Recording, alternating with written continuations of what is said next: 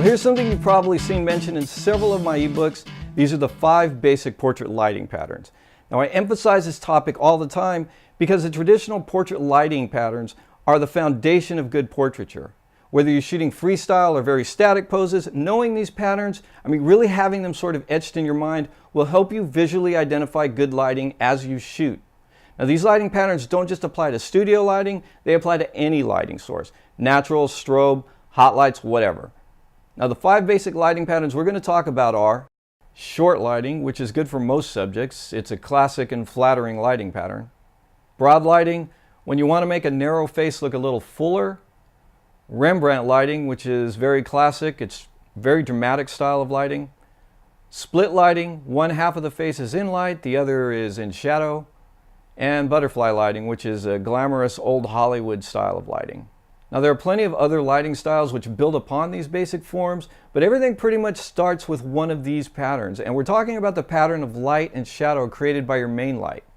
Additional lights or reflectors are often added to the mix, building onto the look of that main light.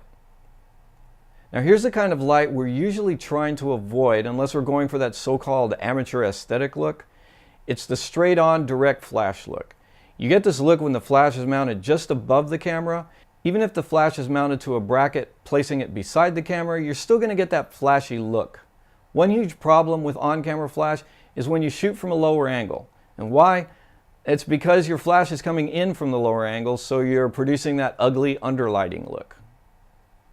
Take underlighting to an extreme and you've got monster movie lighting. Doesn't look good at all. These lighting patterns can be produced with off-camera light sources, and that's what I'm doing here. And really, this is another way of me saying that off-camera lighting doesn't necessarily mean good lighting. You have to know what you're doing with the light you're using. Now we'll swing the light out over to the 45-45 position, which is always a good place to start. And we'll demonstrate the broad lighting pattern first. As you can see, this can make a face look wider. And if you've got a subject with a narrow face, you might want to give broad lighting a try. You can add in varying degrees of fill light with any of these patterns, and that's what I'm going to be doing here. Turn the head a little, we can get the Rembrandt lighting pattern. Again, a very classic look.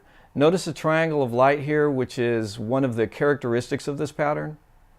A variation on this is the loop lighting pattern, where the shadow just beneath the triangle is broken. The short lighting pattern is one of my favorites and probably the best for most portraiture. Short light can help you narrow the face, and it's a flattering look on most people. As I move the light a little, you can see the effect of this pattern.